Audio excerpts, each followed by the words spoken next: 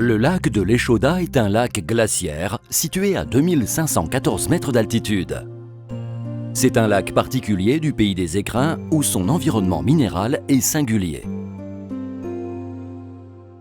Il est situé sur la commune de Vallouise-Pelvoux, niché au fond du vallon de Chambran, dans le parc national des Écrins. Pour s'y rendre, vous prenez le croisement situé au hameau du Sarret, direction l'Échaudat. Vous remontez cette route sur 7 km. D'abord sinueuse, elle entre ensuite dans le vallon proprement dit, matérialisé par un plateau d'altitude où se niche le hameau de Chambran à 1715 mètres d'altitude.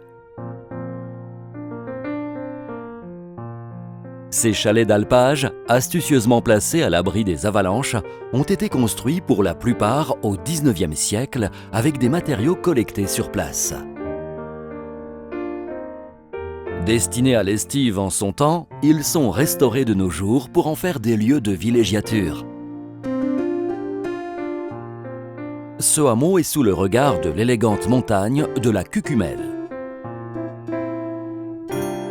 Un peu plus au nord, l'ancienne laiterie, aujourd'hui transformée en une buvette, est le point de départ des balades.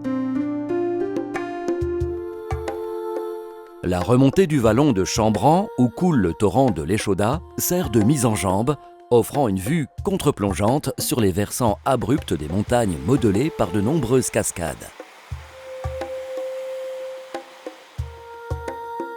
Au croisement, juste après les vestiges du Rioux-la-Selle, vous pouvez choisir soit d'aller au col de l'Échaudat à droite, soit de vous diriger tout droit vers le lac.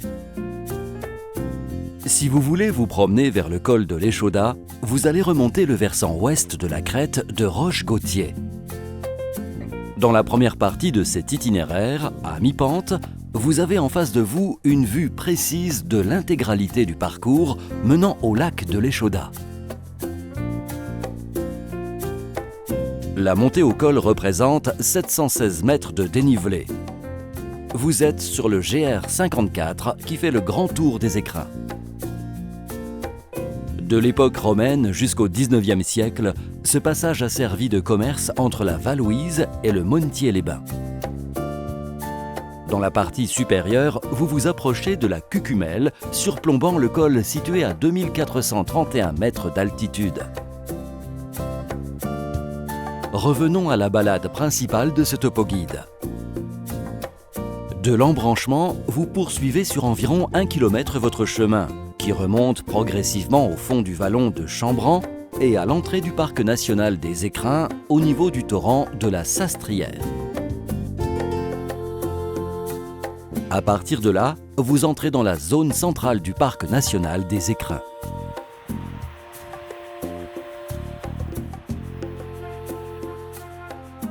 Le sentier démarre au niveau de la cabane pastorale et s'élève le long du torrent de l'Échaudat. Le parc national des Écrins a été créé en 1973 pour préserver la diversité biologique du territoire, sanctuariser cet environnement tout en permettant sa découverte. Pour cela, une réglementation est définie pour éviter l'impact humain sur cette biodiversité. L'un des impacts est l'usage du drone qui est formellement interdit. Donc, aucun survol dans la zone centrale n'a été effectué pour ce film. Quand vous arrivez devant cette petite paroi, vous avez fait la moitié du chemin en termes de dénivelé. Vous êtes au fond du vallon de Chambran, à Coste-du-Lahoux.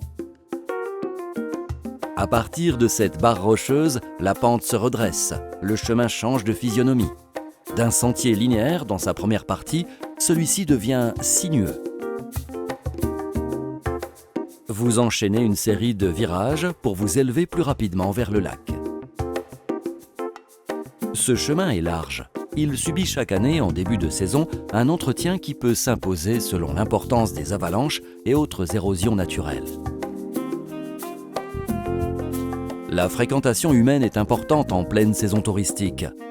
Le lac de l'Échaudat fascine par son caractère minéral, sa couleur particulière et pour certains, le défi que représente cette ascension de 800 mètres de dénivelé. C'est dans une farandole de virages et de lacets que vous vous élèverez sur le versant herbeux qui borde, à droite, le barrage naturel du lac. Vous voilà au premier cairn, une belle et grande pyramide de cailloux.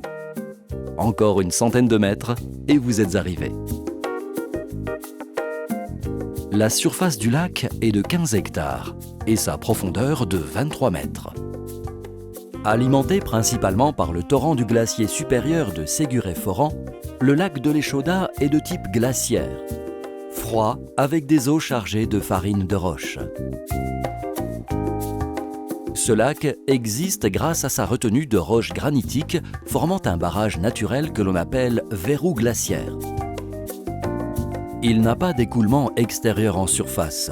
Son eau s'infiltre en profondeur et maintient le mystère sur son écoulement. La moraine d'en face marque bien la hauteur importante du glacier de Séguré-Foran à l'époque de l'âge glaciaire. Alviné, au milieu du XXe siècle, quelques saumons de fontaine résistent et se maintiennent en se reproduisant une année sur deux.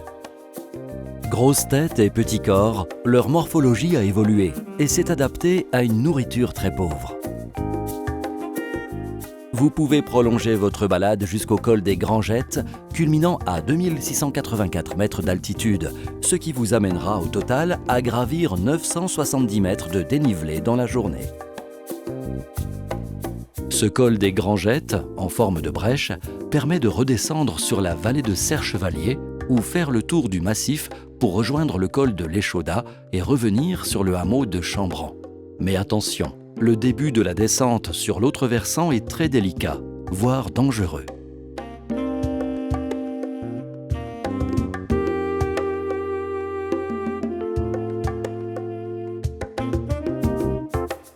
Vous pourrez admirer d'ici la beauté du site, découvrir comment le lac est alimenté par le glacier de Séguré-Foran qui diminue hélas en volume et en longueur chaque année.